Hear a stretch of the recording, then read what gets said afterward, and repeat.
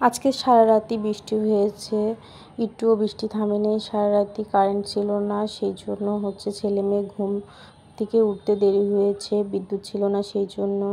Hello everyone, কেমন আছেন সবাই? আশা করি আপনারা ভালো আছেন। আমরা আলহামদুলিল্লাহ ভালো আছি। আরও একটি নতুন ভিডিও নিয়ে আপনাদের মাঝে চলে আসলাম। ছেলে মেয়েকে সকাল সকাল রেডি করিয়ে মেয়েকে নিয়ে মেয়ের স্কুলে যাচ্ছি। দেখতেই পাচ্ছেন সারা রাত বৃষ্টি হয়েছে, রাস্তা কিন্তু ভেজাই আছে। সারা রাত ধরেই বৃষ্টি ঝড় এগুলোই হচ্ছিল। কার কার এলাকায় এরকম বৃষ্টি হচ্ছে আমাকে কমেন্টে জানাবেন। এখন আবার রাতে বৃষ্টি হচ্ছে আর দিনে রোদ বের হচ্ছে, এরকম এক অবস্থা। আবার ঘুট করে দিনের বেলাও বৃষ্টি হচ্ছে, সেই জন্য ছাতি নিয়েই যাচ্ছি। আরেকদিন স্কুল থেকে আসার সময় বৃষ্টি হচ্ছিল, মেয়ের ছাতি নিয়ে গিয়েছিলাম না। একটা ব্যাগে ছাতি আমি অলরেডি সব সময় রেখেই দিই, সেজন্য মেয়ের ছাতিটাও আজকে নিয়ে গেলাম যদি বৃষ্টি আসে। গাড়িতে উঠে মেয়ের স্কুলে যাচ্ছি। আর আকাশের অবস্থাও তেমন একটা ভালো না, দেখতেই পাচ্ছিলেন মেঘলা মেঘলা, সেই জন্যই ছাতি নিয়ে যাচ্ছি যদি বৃষ্টি হয়। আবার বৃষ্টিময় দিন কিন্তু ভালোই লাগে, কিন্তু আবার বিরক্তও লাগে, কারণ বাচ্চারা রাতের বেলা বিদ্যুৎ থাকে না, রাতে সারা রাত বৃষ্টি হয়েছে। ঈদের আগে যদি এরকম বৃষ্টি হয়, মানুষের কাজকামেরও অসুবিধা, কাজকাম মানুষ করতে পারেনি। স্কুলে আসার পরই মেয়ে কিন্তু আজকে ফার্স্ট বেঞ্চে বসছিল। ফার্স্ট বেঞ্চে বসেই আজকে লেখাপড়া করছে ক্লাসে। আর মেয়ের স্কুল ছুটি হয়ে গিয়েছে, সিঁড়ি নিচে নেমে যাচ্ছি। নিচে নেমে একটা গাড়িতে উঠে ছেলে মেয়েকে নিয়ে বাসায় চলে যাব। স্কুল থেকে আসার সময় কিছু ফল নিব, আম নিব। আম ফুরে গিয়েছে বাসায়, আমার বাচ্চারা আম পছন্দ করে অনেক। আম, কলা, বিস্কিট এগুলোই নিব, নিয়ে বাসায় উঠে যাব। ছেলে মেয়েকে নিয়ে ফল টল যাই কিনলাম, ওইগুলো নিয়ে এখন ওষুধের দোকানে যাব। আমার শ্বশুরের ওষুধ কিনে দিতে হবে। আমার শ্বশুরের ওষুধ ফুরিয়ে গিয়েছে, 1 মাসের মনে ওষুধ কিনে দেওয়া হয়, সেই জন্য ওষুধ কেনার জন্য চলে আসলাম ওষুধের দোকানে। এখন ওষুধ কিনে নিয়ে তারপরে বাসায় চলে যাব। সিঁড়ি দিয়ে এখন উপরে উঠে যাচ্ছি। বাসায় ওঠার সময় আমার ছেলে কলা খাবে, বলছি বাসায় গিয়ে খাবে, ওর তর সহ্য হচ্ছে না, ও এখনই খাবে কলা। পরে কলা দিলাম, ও খেতে খেতেই উপরে উঠে যাচ্ছে।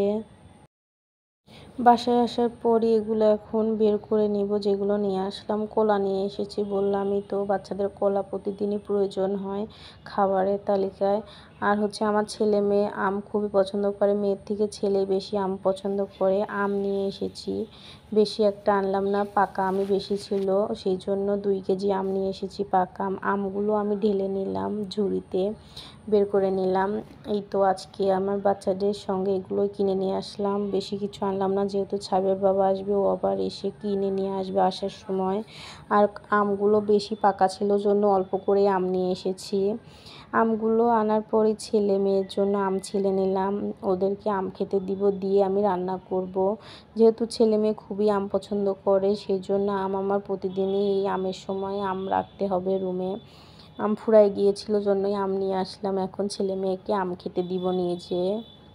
আজকে আমি দুপুরে রান্না করব মসুরের ডাউল রান্না করব, একটু ভুনা ভুনা করে, মানে একটু গাঢ় করে ডাউল রান্না করব। আর আলু ভাজি করব, আলুগুলো চাক করে ভেজে নেব, এরকমভাবে কেটে নিয়েছি। এখন আমি এগুলো ধুয়ে নিয়ে এখন আমি এগুলো রান্না বসিয়ে দিব। আলুর মধ্যে আমি হলুদের গুঁড়া, মরিচের গুঁড়া, পরিমাণ মতো লবণ দিয়ে আলুগুলো মাখিয়ে রাখবো। এই আলুগুলো এইভাবে এখন অনেকক্ষণ মাখিয়ে রাখবো। ডাল সিদ্ধ দিব আরেক চুলায়, দিয়ে এগুলো এখন ভেজে নিব। এগুলো তো মাখিয়ে নেওয়া হয়ে গেছে, এগুলো এখন ভেজে নিব। তেল গরম হয়ে গেছে, এর মধ্যেই এখন দিয়ে দিব এই আলুগুলো। আলুগুলো আমি কড়াইয়ের মধ্যে দিয়েছি, এখন আস্তে জালে এগুলো ভেজে নিব, ঢাকনা দিয়ে আস্তে জালে এগুলো ভেজে নিতে হবে, নাহলে কিন্তু পুড়ে যাবে আর কাঁচা কাঁচাই থাকবে। আরেক চুলায় মসুরের ডাউলগুলো সিদ্ধ হতে দিয়েছি।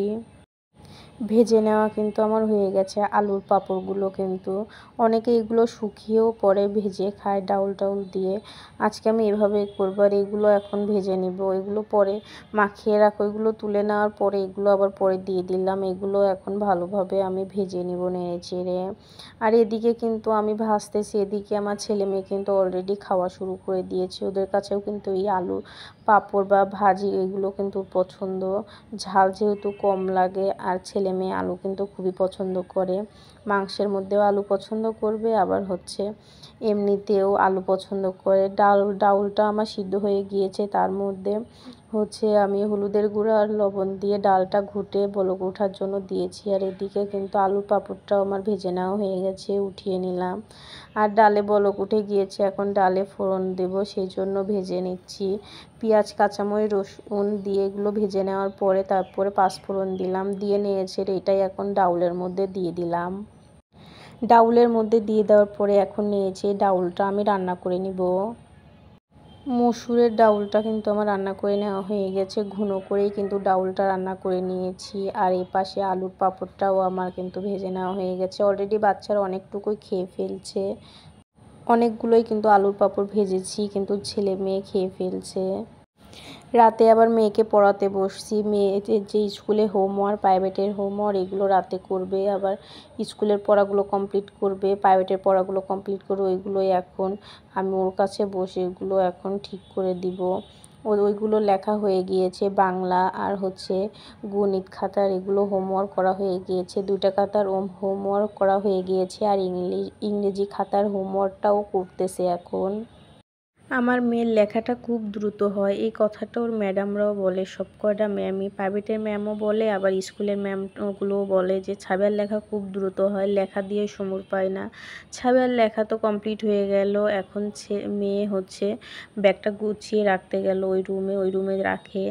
আর রাতে হচ্ছে ছেলে মেয়েকে খাবার খাওয়ানোর পরে ছেলে মেয়েকে ঘুমানোর জন্য বিছানাটা ভালো করে গুছিয়ে নিয়ে ঘুম পাড়ানোর জন্য নিয়ে এসেছি বেডে। আমার ভিডিওটি যদি আপনাদের ভালো লেগে থাকে, লাইক, কমেন্ট ও সাবস্ক্রাইব করে আমার পাশে থাকবেন। আজকের মতো ভিডিওটি আমি এখানেই শেষ করলাম। আল্লাহ হাফেজ।